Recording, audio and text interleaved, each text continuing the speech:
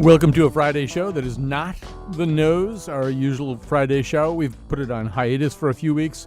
We're fairly confident we're bringing it back next week. So The Nose, as you know it, will be back next week. Before we get into this guest, let me tell you also at the end of the show today, we often have endorsements and recommendations at the end of The Nose. In fact, we always do. But in this kind of interim format, what we're doing is having people here on the staff, people from the newsroom, make endorsements and recommendations. And they're loads of fun, so get ready for that. I also want to say, just before we dive in here to our two major topics, that I guess I'll make my endorsement, which is if you want to search out a Burt Reynolds performance that you might not have seen, Starting Over is really a remarkable romantic comedy. Candice Bergen gives this kind of breakout performance, and Jill Clayburgh is great as usual. But Reynolds sells all this stuff with all the comedy. He sells it with just an arched eyebrow here and a muttered aside there. It's a really minimalist, restrained performance, but it's one that you wish he gave more of. Well, anyway, Starting Over. Find it if you've never seen it, or watch it again if you haven't seen it in 15 years. Okay, we're going to talk a little bit about, speaking of entertainment, what's gone on in the entertainment world during this turbulent time when there's a lot more choosing of sides than there were in the past. And so somebody who's been writing about this and who joins us today is Stephen Zaitchik, covers the business of entertainment for the Washington Post, examining the industry's trends, challenges, issues, and ideas. We're talking a little bit about what happens when actors and comedians try to navigate these churning waters. And if we have time, too, we'll also discuss the problems plaguing Thomas the Tank Engine. You probably know that Sir Topham Hatt has, been called out by the Me Too movement. I think he's been touching the couplers of female trains. Anyway, let's get going here. First of all, Stephen Zaitchik, welcome to the show. Great. Thank you so much for having me. The premise of your writing about this is kind of that, if you go back to the Vietnam era, there was Jane Fonda, who was speaking out very powerfully and making her presence very visually and physically felt about the Vietnam War. And then there were a whole bunch of rock musicians, and that was kind of about it. I mean, people didn't really think of actors as necessarily having particularly vivid politics. But it almost seems as though it's almost not an option these days, right? I mean, people almost seem to expect at least certain celebrities to do or say certain things. Maybe you can elaborate on that. Well, it's a great point. I think, you go back 20, 30, 40 years, there certainly were always outspoken, people in Hollywood, people who made their opinions known, either by speaking out or by campaigning for certain issues or politicians. But it really wasn't the norm, and it certainly didn't come through in mainstream entertainment in that way. I mean, the classic example would be late night television, where you had, Johnny Carson. He'd make jokes about various presidents and various political figures, but he never betrayed who he actually aligned with or what he felt. It was sort of an equal opportunity, often genial kind of comedy. Cut to 2018. I mean, you can't turn on a late night show without knowing where someone is coming from. Case in point, of course, being Stephen Colbert, who pretty much makes a living on a kind of anti-Trump politics every night.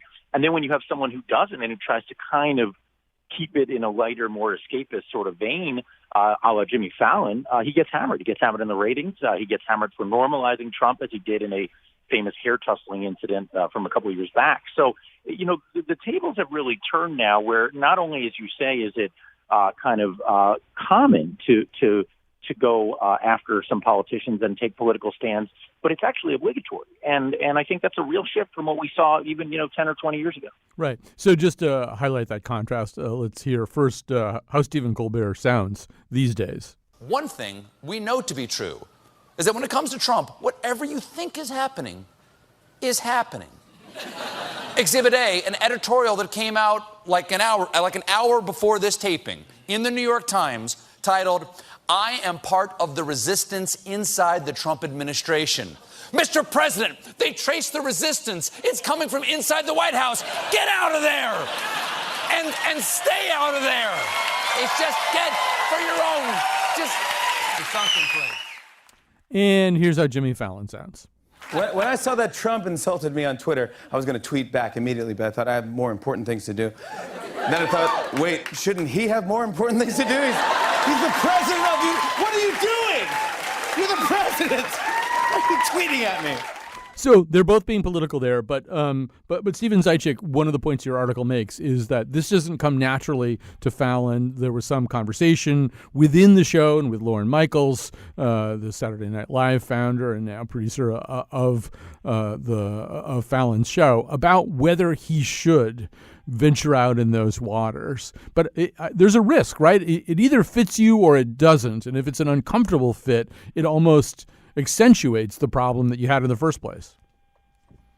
I think that's the problem, and that's the problem Fallon has had, is he's tried to get a little bit more political, and people have said, well, stay in your lane. And so, I think the danger here, for a lot of entertainers is if you go too political, you're really only going to appeal to a niche audience. But if you don't go political at all, people will think you're kind of out of touch. I mean, one case in point, which I didn't mention and have a chance to mention in the story, is Taylor Swift, who I think has really tried to stay outside the political fray, and maybe just because she has that many supporters from across the political spectrum, or maybe she just doesn't want to get involved. And I think a lot of people have criticized her for it and said, look, you've got to speak out more on these issues. Frankly, people on both sides have criticized them for it. So I don't think we'll shed any tears for celebrities, but they are in a bit of a pickle here when it comes to speaking out for or against Trump and politics. Right. So Taylor Swift gets criticized if she doesn't speak out. Jennifer Lawrence, who hasn't hesitated to speak out and talk about throwing martinis in the president's face, has had some movies that didn't do as well as her movies typically do. Now, it's hard to map from one of those things onto the other. But it raises questions anyway that maybe she's paying a price with the audience that doesn't want to hear her politics. Yeah, look, it's hard to know with Jennifer Lawrence. She's made some unconventional choices, but her last three films, including Passengers, which was really designed as more of a sort of big budget tentpole, have all underperformed according to their own expectations. And, there's a feeling in Hollywood, you talk to people in the talent representation community and elsewhere, that basically this is not an accident, that there's, she said the Trump administration is an obsession for her. She's spoken out, early and often, and that maybe some people just don't want to see her. I mean, look, these things are hard to kind of parse. But when you try to appeal and need to appeal to as many people as Jennifer Lawrence, who just a couple of years ago with The Hunger Games was the biggest movie star in the country, it may just be that no one star can make everyone happy these days. It does seem as though occasionally, I mean, one thing we have to acknowledge is some people are really good at this, and it is second nature to them, and they know how to express themselves. But actors and comedians aren't necessarily trained to do political commentary. And so you've got De Niro at the Tonys, where, I mean, it just was this pretty blunt, crude, profanity-driven tirade against Trump. You've got Roseanne Barr, who basically disrupted her entire career by some pro-Trump, anti-Parkland protester comments. I mean, these people are kind of swimming in waters that it's not their natural swimming pool. Right, and I think that's kind of the argument from the other side for this sort of Taylor Swift school, if you will, which is, hey, look, this is not something we're trained to do or we should be doing, and if it's off-brand for us and people don't want to hear it, why are we doing it? I mean, look, this is something, all politics are local and all localities are political. We're at a moment now where everything is political, and so can you avoid it? I suppose you can, but on the other hand, if you try to confront it, as you say, you're going to end up maybe offending a lot of people. So, again, no one's shedding any tears here, but I just think it's very hard for some personalities to navigate. And, so that's why I think someone like De Niro has just said, you know what, gloves are off. I'm going to say exactly what I feel. If people don't go see my next movie, so be it, but I'm just going to do it. Make my handlers very worried, but I'm not going to care about that. Right. And in a way, with De Niro, because a lot of his characters are kind of unhinged, a lot of his characters are unpredictable. Right. First of all, he's Bob De Niro, and how much damage can he do to himself at this point? But also, he's sort of almost in that classic character that he's playing when he does stuff like this. And I think the risk is probably bigger to people about whom we haven't necessarily made up our minds. So one of the examples you cite is one of the two Duplass brothers, in this case, Mark Duplass. Now, if we sat here and tried to explain to everybody all of the different projects, movies and TV projects and stuff and a book that the Duplass brothers are involved in, we'd be here all day. But he promoted Ben Shapiro. Ben Shapiro does a pretty far-right, kind of Breitbarty podcast on Twitter. And there was, I guess what I really want to say here, Stephen Zaitchik, is we're we're also living in a time where this doesn't roll off anybody. People, if they hear that you've picked the side that's different from their side, they go a little bit more nuts than maybe they did 15 years ago. Well, that's the other side of the equation, and you make a great point, which is that it's mostly true that stars weren't getting political, a number of decades ago, but some were, and I think of even an example from just 6 years ago with Clint Eastwood and the empty chair at the Republican convention, and if you remember back then, there was some furor then, but it was not the level of intensity, the kind of social media amplification we're getting now. So, the intensity of the reaction is just almost unheard of. I talked to one kind of high-ranking Hollywood publicist who just said to me, I would tell every client, and I don't think I was able to include this in the piece, but she said, I would tell every client at any moment to say nothing because the scrutiny is going to be so intense that the public is paying attention in a way just because of the climate we live in that they never did before, it's just not worth it. Of course, the flip side of that column is that people's attention spans are that much shorter. So if there is an uproar, it usually passes a lot faster. But that's a key part of this whole equation, which is it's not just kind of celebrities who are changing or forced to change their behavior. We're reacting and looking for things a lot differently than we have before as well. I think also there are sort of different levels of activity. All right, so Paul Newman was always available to do a fundraiser for a Democratic candidate, maybe do an environmental thing, make some personal appearances, and almost do kind of whistle stops for Democratic candidates. I can name some other actors who fit into that category. And yeah, everybody's always known that Eastwood's pretty conservative. Kevin Costner also was often singled out as one of the very few actively Republican actors in Hollywood. Bruce Willis for a while. But I think you could build that into your understanding. I don't think people didn't go see HUD, because Paul Newman was out raising money for Bobby Kennedy or something. I don't think those things really bothered people very much about Paul Newman. And I think, Eastwood's characters, Costner's characters, I don't know, they're kind of cranky, crusty, potentially conservative characters too. In a way, really, the risks to me seems to be people about whom we don't know as much. We haven't hardened off our perceptions of them. And so we're still kind of choosing them from the vast Cheesecake Factory menu of entertainment. And if they add one more thing to it that we don't like, if they put cilantro on themselves, then, they will lose people. Yeah, no, I think that's right. I think it's you're absolutely right that with some people who are more established, we already think of them a certain way. They care less. We're probably a little more entrenched. I mean, Tom Cruise just had a hit this summer with Mission Impossible, and someone was saying if he came out and made a really bold political statement, would that have affected him? And I suspect you're right. I mean, Tom Cruise has been in dozens of those action movies, and I don't think people who were going to see him would just suddenly stop. I think it is more an issue with formative stars, but I also think you make another good point when you talk about just sort of how we were able to bifurcate in an earlier era. Good example from this week, slightly outside the entertainment realm, is Nike. I mean, look, there have been, Nike has taken stands before. I'm sure, Phil Knight took some stands. And yet, here we are, people are burning their sneakers because they don't like an ad and they don't like a spokesperson. And that's, this is, of course, referring to the Colin Kaepernick Just Do It ad that came out earlier in the week. And so, to me, the idea here that we are now making decisions based on how we feel about a particular entertainer or spokesperson or brand's politics, that's even part of the menu, that we're even looking at the cilantro, I think is entirely new and entirely complicated. So I want to just switch gears a little bit, although not entirely, Stephen, and talk a little bit. My son used to watch Thomas the Tank Engine. I never really gave much thought to the politics or gender politics or crypto colonialism of Thomas the Tank Engine. But now that I think about it, Sir Topham Hatt really is sort of the modern, he's the model of a, sort of colonialist oppressor who basically has these trains whom he treats like slaves, more or less. They just have to do whatever he wants. They have to cancel whatever their plans are if he orders them to go do something else. There aren't very many women trains. I think, for a long time, I think a train named Emily was the only one that's kind of featured at all. I never really thought about this too much, but there is something that is decidedly not woke about Thomas the Tank Engine. So pick up the story from there. What are they doing about this? Well, it's one of the more unusual stories. I don't have kids, and I'm long removed from Thomas the Tank Engine days, so I was sort of a little bit unaware of how not woke he was and kind of how musty the brand seemed. I know this is a 70-year-old brand, and even the TV series goes back to the 80s. But when I kind of tuned into this, as it were, I thought, yeah, this is pretty. I mean, this character's kind of just from another time. As you say, there really aren't any female characters on it. He doesn't seem to go anywhere.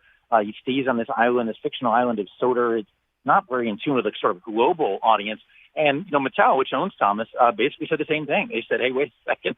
First of all, our ratings are slipping, our sales are slipping. And also this, and not unrelatedly, this brand is not really in tune with the 21st century. So they reached out to the United Nations of all organizations, which is not a place you'd think would necessarily be involved in the development of a Hollywood script or toy merchandising. And the UN, to their credit, kind of said, you know what, we're going to try to get involved here, and we're going to try to get our messages out. And so, just kind of to summarize a very long process, they spent 18 months basically developing and having input on these scripts. And the result, which I think listeners can start seeing as of this weekend on Nick Jr. And other venues, is a new, relaunched, kind of redone, made over, spanking new, 21st century Thomas the Tank Engine, where there are female characters, there are characters from other countries. There's just something that's a little bit more global about it, and that's all the result of the UN, to the point even, Colin, that there are these sustainable development goals. The UN has these 17 goals that having to do with the environment and education and things of that sort, and they're not explicitly named as such, but they all work their way, or at least I think 5 or 6 of them work their way into the script. So a whole new model for how to do entertainment, kind of kids entertainment, which is to say a way that's really being influenced by global politics and sort of altruism, and we'll see how it works. Right. We will see how it works. I still remember the partnership between the League of Nations and Popeye back in 1923. Didn't work out anywhere that well. All right. Well, Stephen Zaitchik, so great to have you. Stephen Zaitchik, who covers the business of entertainment for the Washington Post. Thanks for being with us today. Thank you so much. It was a pleasure, really. And we're going to take a little break. And as promised, yesterday, I said, if you want to understand what our show is, consider that yesterday was a 49-minute two-person conversation about semiotics. Today, we're going to talk about wiffle ball. And I'm proud. I'm proud of the disparity between these two topics. Maybe there is no disparity. We're going to find out from Ben McGrath when we come back. Your paradise is here. Your paradise, you famous people. Your paradise is to think that we shall care. You are unwise, you always were. All that you'll ever mean will be a statue in a square. All right. Well, the wiffle ball, wiffle technology in general, was invented not too far from where I'm sitting right now in Shelton, Connecticut. And one of the many adorable details in Ben McGrath's new article in The New Yorker about all this is that the reason it's spelled W-I-F-F-L-E is that the penurious, penny-pinching Yankee founder thought you could save a little money on signs if you didn't have to have an H. That's the way we think in this state. Anyway, Ben McGrath has written this terrific piece, The Men Who Have Taken Wiffle Ball to a Crazy Competitive Place. That pretty well sums the story up. And Ben McGrath, thanks for joining our show. Oh, thanks for having me. So, first of all, maybe we should remind people what wiffle ball is. Most of us who had childhoods, most of us boys who had childhoods, and probably not a few girls, remember just turning backyards into baseball stadiums. Often somebody in the neighborhood would have a backyard. This was certainly the case for me, where there were base paths just because people had run around this imaginary diamond so many times playing wiffle ball. But remind everybody what in its purest, undoctored state is wiffle ball.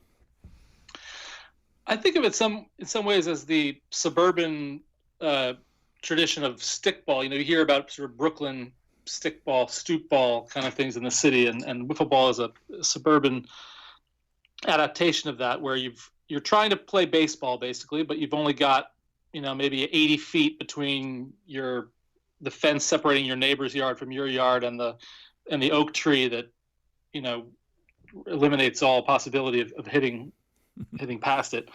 And so you make do with what you've got. And so a wiffle ball is a plastic ball with holes in it. It can't go very far, and it can't really hurt anyone or anything. It can't break a window.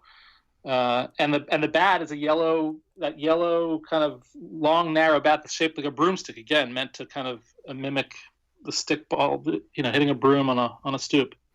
So what you've discovered is that there are grown men, I guess we can call them grown men, who have taken this to a whole different level, who are playing wiffle ball. And in many respects, yeah, as you say, I think wiffle ball existed partly so that you could play a game like that and not break windows. There are these men who have made it once again into a hyper-competitive kind of an adult sport. Tell us about the Palisades Wiffle Ball League.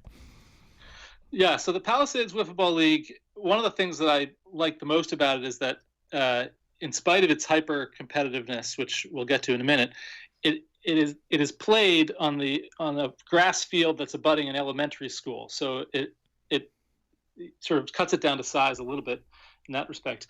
But these are guys, there's 5 or 6 men on a team, and they go and they play, and the fields are unlike your yard or my yard where you're dealing with poison ivy and tree branches and footpaths. These are sort of uniform fields with chain link fences and standardized dimensions, and formal strike zones that are prefabricated, and they're playing with a very sort of strict set of rules. No running, incidentally. You mentioned beating a path into the grass in your yard. These guys don't run the bases. It's really just hitting and pitching and some fielding, but they're throwing the ball 95 miles an hour.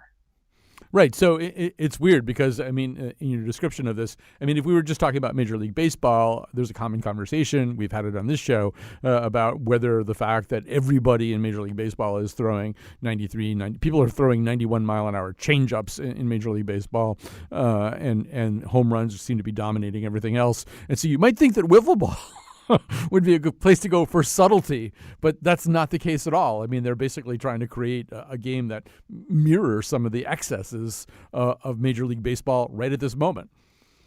Yeah, and I think it's important to think about, actually, if you go back to the founding of the company in Shelton, Connecticut, as you mentioned, part of the reason that it was created was so that David Mullaney, the founder of the company, so that his son could throw a curveball without damaging his arm. Mm-hmm.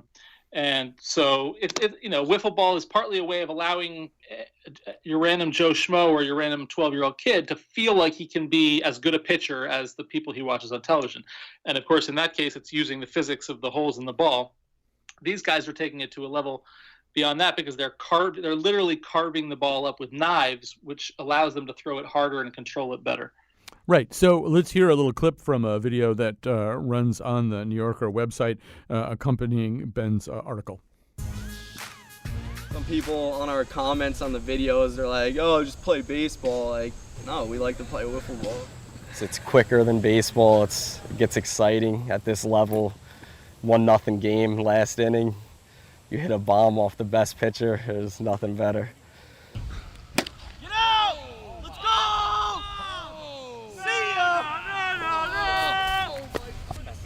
The number off my jersey. It's that battle where it's specifically pitcher versus batter, and it's the unique thing is that there's no umpire, there's no gray area ever. It is what it is.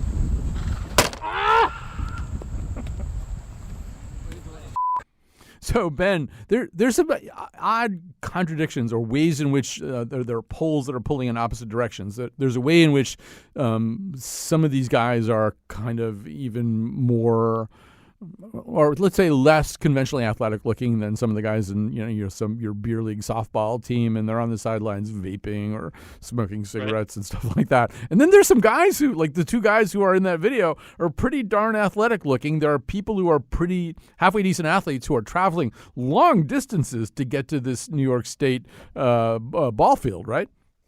Yeah, so the league, the Palisades Wiffle Ball League, is based in Rockland County, New York, which is just about 15 miles north of New York City. But one of the pitchers I talked to, who is a college, and it gets to your point also about the other levels of athleticism. He's a college baseball pitcher in North Carolina, and he lives in Chesapeake, Virginia, which is a 7-hour drive, although he said he can do it in 6.5 from the wiffle ball field. and he comes up here on the weekends to play in this wiffle ball league. And he's a guy who can hit 98 on the radar gun. And I think he told me he can, depending on the wind, he can throw up to 16 different pitches that he has some modicum of control over. Now, in this league, I think this is sort of the big surprise about all this. In this league, I mean, George Brett would feel vindicated. George Brett would be just a misdemeanor offender. You are allowed to, one might even say encouraged to, doctor the wiffle ball, and you have to start with an official regulation, Shelton, Connecticut, wiffle brand wiffle ball, and doctor the bat. I mean, so explain how that works. Yeah, so that was the thing that I was the most surprised by when I first started looking into it, was that there were no yellow bats. And to me, when I think of wiffle ball, I think of the two products hand in hand. A, you've got the ball with the 8 oblong holes around the top half, and B, you've got the slender yellow bat. And I have a lot of residual nostalgic fondness for that yellow bat. I will say, when I was a teenager, I used to try and doctor the bat myself. I would saw off the top and stuff newspapers down it and stuff, in the silly hope that would make the ball go farther. These guys are taking it to a different level, because they're dispensing with the yellow bat altogether, and they're starting with bats with much bigger barrels, and they're sawing off the handles, and they're inserting wood dowels or aluminum rods, and then screwing wood and metal knobs in the bottom to make the bats whip around more, and lots of tape. It looks, and they're wearing cleats. I mean, if you show up, it wouldn't immediately be obvious that they're playing wiffle ball until you see the holes in the ball. Right, but the holes in the ball, they are also working with X-Acto knives and stuff like that to create. I mean, as you say, the wiffle ball was born during an era where there was something called Little Leaguer's elbow. There was this notion that if kids threw curveballs, they really could wreck up their arms. So here was this wonderful thing where the ball could curve. But what are they trying to do with the? I mean, it feels like a wiffle ball already is doctored. So what are they doing to it? Well, so part of what they're trying to do is to eliminate some of the vagaries of the wind. Nobody really knows all that much about how and why a wiffle ball moves the way it does. The general idea, though, is that because of the holes, the air pressure is stronger on one side of the ball than on the other, and you have air moving through the ball, and that allows the ball to sort of shift one way or the other. If you get a ball out of the box from the factory in Shelton, it'll have instructions on the side of the box that tells you how to throw what they call a curve and a slider. The slider is really a screwball, but and according to their instructions, you want to position the balls on the left-hand side of your hand if you want the ball to drift to the left, and position the balls on the right-hand side if you want the ball to drift to the right. What these guys have found is that once you start throwing the ball hard, the ball it'll break so sharply that you can't possibly expect it to land in the strike zone 45 feet away. So they carve all these patterns, on the plastic slits between the holes, on the top above the holes, and kind of basketball shaped lines on the bottom half, the sort of solid hemisphere of the ball, all in an attempt to basically create turbulence around the ball, and through repetition, become a little more predictable about what you're doing. They're not just carving one pattern. They'll go out to the mound with a bucket of balls, and some of them will be carved one way, and some of them will be carved another way, and some of them won't be carved at all. And so part of what they're choosing in their pitch selection of the batter is, which kind of ball am I going to throw, and what can I expect it to do because of that. So we're talking to Ben McGrath from The New Yorker, and it probably makes more sense for you to read Ben's article than for Ben and I to try to sketch out another subplot in the article, which is there are all these kind of Sunni and Shiite competing sects about wiffle ball. There are different kinds of leagues that don't necessarily agree with the way things are done in another league. There are podcasts and people who refuse to be on podcasts, and there are YouTube videos and taunting in the comments sections of YouTube videos. And one senses that back in Shelton, the Tigris and Euphrates of wiffle ball, there's kind of a sense of maybe things are getting a little weird out there in the hinterlands. Yeah, I mean, part of it is that they've created something so successful that it has sort of escaped their grasp, right? It's a little bit like a Band-Aid or a Xerox, or the wiffle ball is such a successful product that people use it to mean whatever they want it to mean, and the people in Shelton would like it to mean exactly what they sell, which is a ball in a box and a yellow bat. And of course, these guys in the league that I've written about here don't use the yellow bats, and that makes it complicated for the company, who, I think in theory they'd love to be able to say, we're proud of you doing what you're doing, but on the other hand, you're not selling their product if you go and watch that league. No, and we should say what they are selling is their own version of the product, their own, and including a kind of bat whose name we can't really say on the air, a kind of pre-doctored bat, and whose commercial we had to heavily bleep, but here it is. Can't get the job done with that little stick? Not to worry, help is here with the new and improved Get That Out of Your Bat. Hit bombs like you've never hit before. Humiliate the opposition. Celebrate like a champion. The all-new Get That Out of Your Bat has a new handle and knob design for improved comfort and durability. And it still has that pop that fast pitch hitters love. Get that out of here, bat, only from Palisade. Get yours at PalisadesWBL.com. So, Ben, this is the perfect place for us to kind of land this plane. This very sound of that commercial strikes me as an audio violation of my own halcyon memories of wiffle ball. Growing up, I mean, apparently you were a little bit of an attempted bad doctorer, but in general, as we were growing up, this was there was a certain innocence to the game, and it was a game that we played while we were still relatively innocent people. And I couldn't exactly detect your own emotional valences in this piece. I found myself reading this piece thinking, I don't know, this is like this really nice thing I remember from being 11, and these guys seem like jerks who are kind of wrecking it. I don't know. Did you have any particular reaction along those lines? Well, look, I wouldn't call them jerks because I got to know them, and I found myself liking them all quite a bit. But I definitely had some of the reaction that you're describing in general, which is that you've taken this thing that is very important to my vision of youth and innocence, and you've stripped it of all the quirks that are most appealing. Part of the fun for me is trying to negotiate the overhanging trees and the one person's yard that has a hole near the mound where you might twist your ankle, and another person's that has a dog you got to be scared of. The sort of professionalizing it strips it of some of the charm. It might help for people to know that that voice on that commercial you played, that's the voice of the commissioner of this league, and he's a guy who comes from a very different background from yours and mine, I think, which is that he was a stunt motorcycle rider.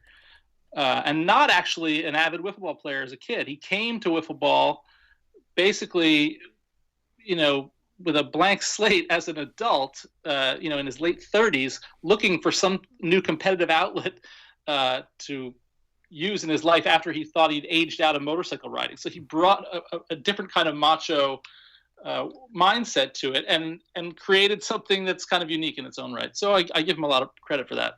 All right. Well, if you want more, and you will surely want more, go on the New Yorker website or get your actual copy of the New Yorker magazine. Ben McGrath, staff writer for the New Yorker, the men who have taken wiffle ball to a crazy competitive place, ran on August 31st. Thanks for joining us. Oh, thanks for having me. All right. We're going to take a break. When we come back, you'll hear members of our staff, voices you don't often hear, in many cases, endorsing things.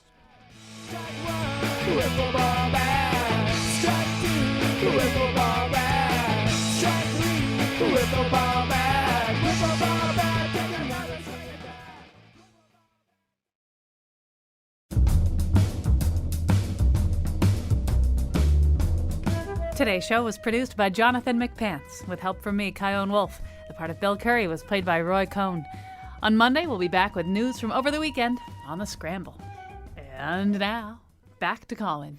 All right, so what we've been doing lately while we've put the nose on hiatus is inviting members of our staff, members of the whole WNPR staff to contribute endorsements. Let's get going. Here's a voice you don't hear too often, Carmen Baskoff, who produces Where We Live here on Connecticut Public Radio.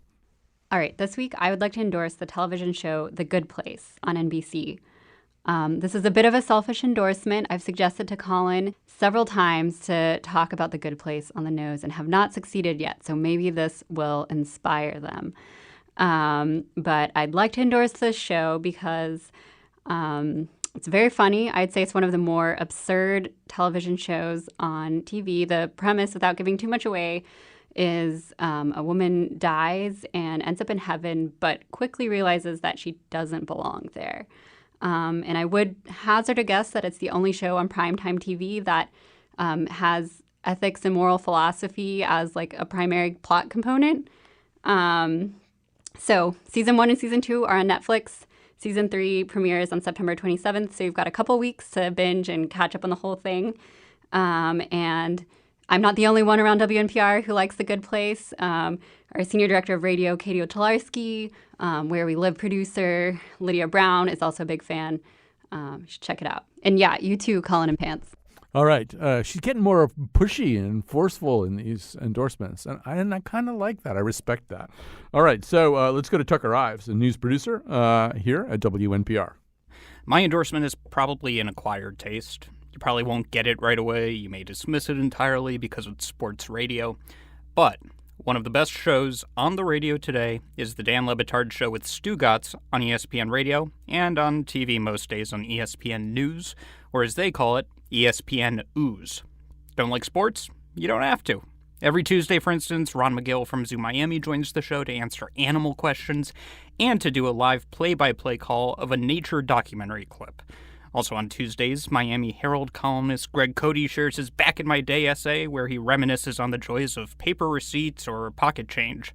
So Dan Le Batard is a jaded former sports reporter. Stugotz, his co-host, represents without any remorse the shallow, money and attention-hungry sports fan and talking head with an aversion to any real controversy other than calling Kevin Durant and Lionel Messi frauds.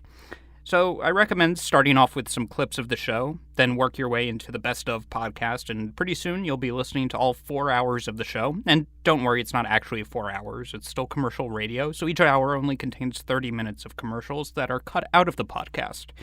And if you don't care for it, you can always come crawling back to us. All right. The next one is these are usually the most controversial of the staff endorsements, the ones done by our senior producer here at the Colin McEnroe Show, Betsy Kaplan. I want to endorse the oscillating hoe. It's a long-handled garden tool that has a double-edged blade on the bottom. It's a couple of inches wide, and each side is sharp. It looks kind of like a stirrup. You put the hoe in the garden, and when you pull back on it, the blade gets below the surface dirt and rips out the weed by the roots. And the beauty of it is it works both ways, by pushing it forward or pulling it back. The repetitive movement can make my elbow sore. I broke it when I was a kid, and now it bends backward more than my other elbow.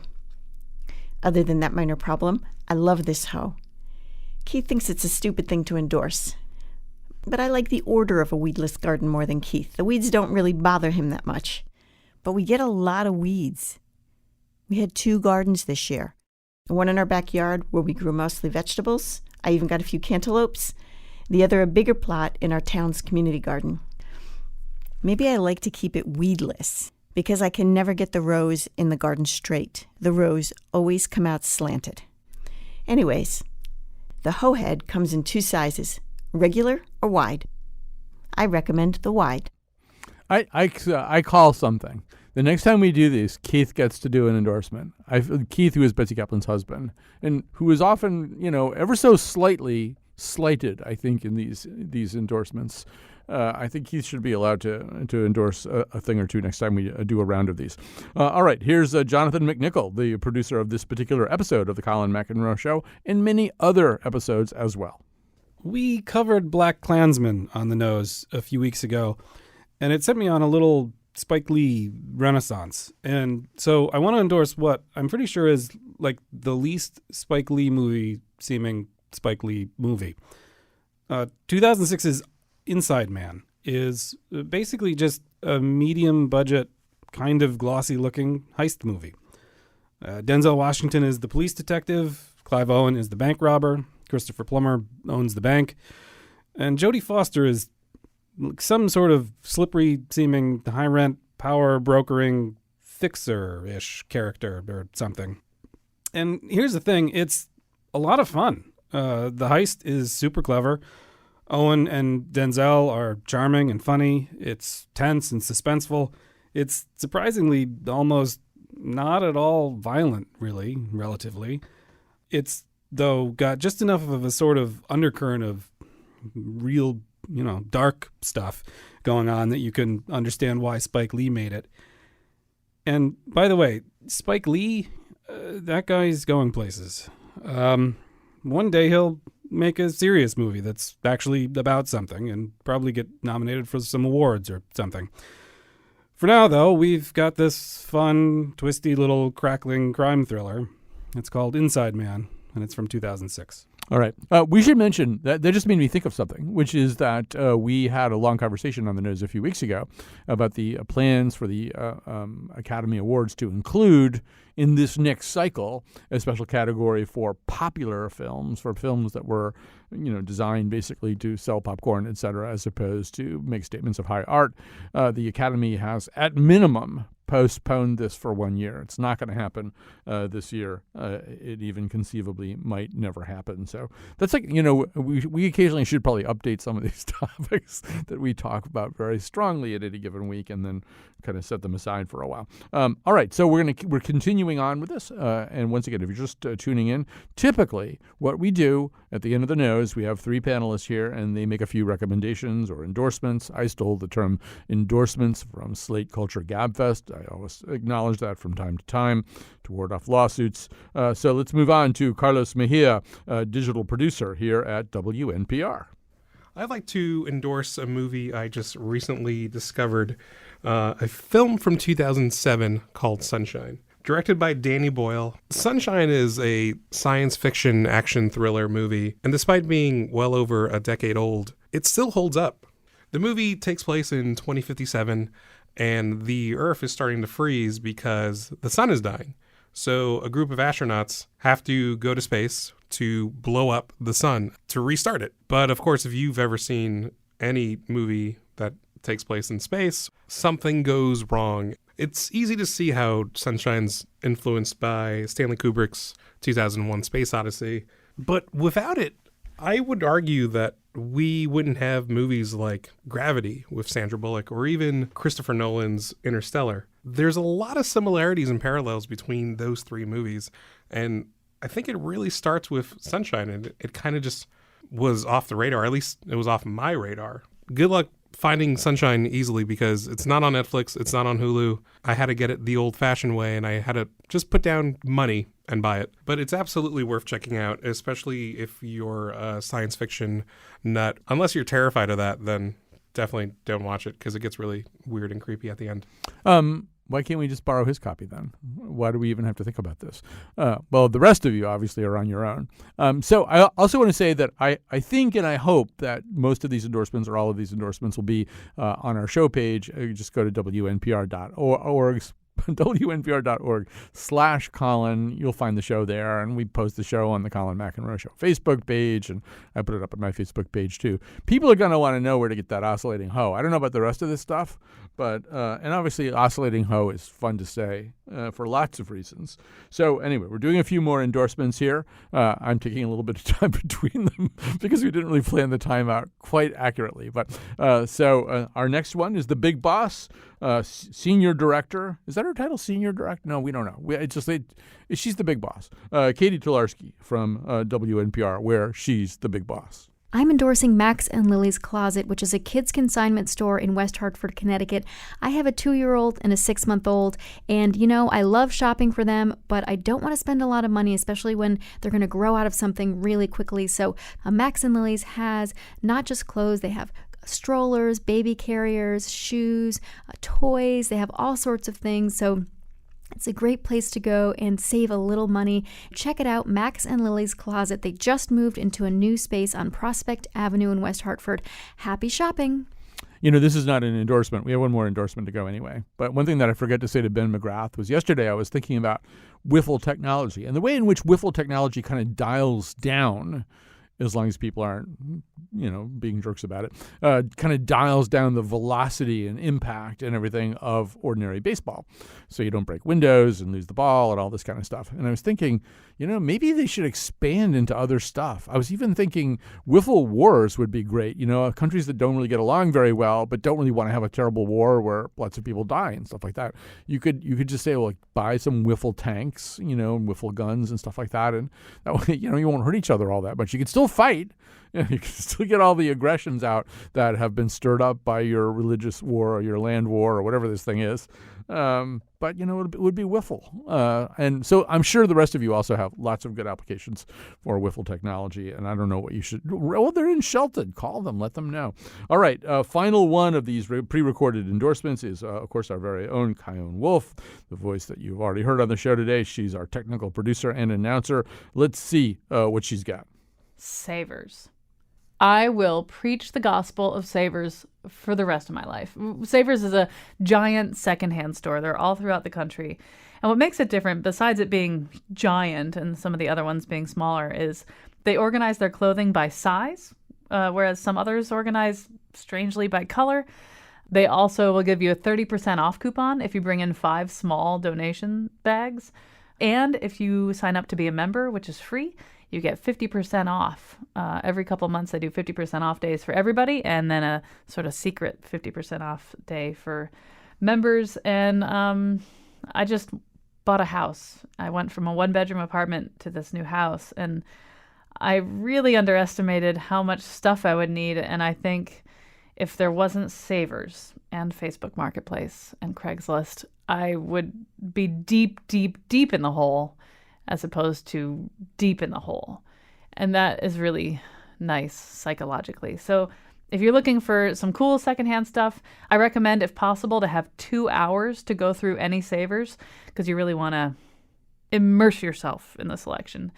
I can't recommend Savers enough. So Savers, Savers, Savers. All right. The message I'm getting is Savers. And you obviously could go in there and say, any oscillating hose by any chance?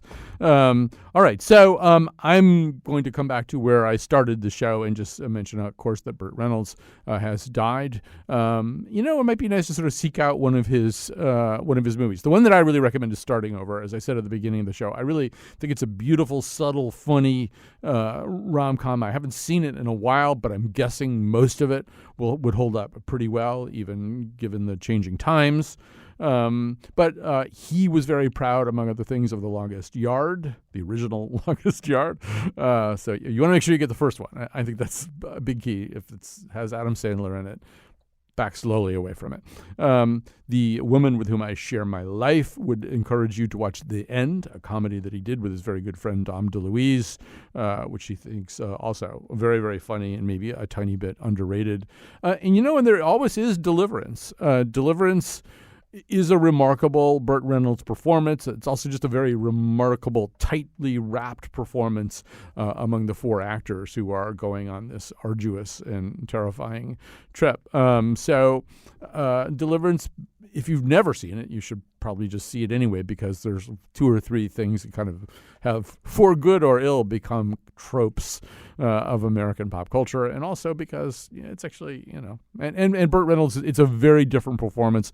I can't really think of a Reynolds performance that closely mirrors this one.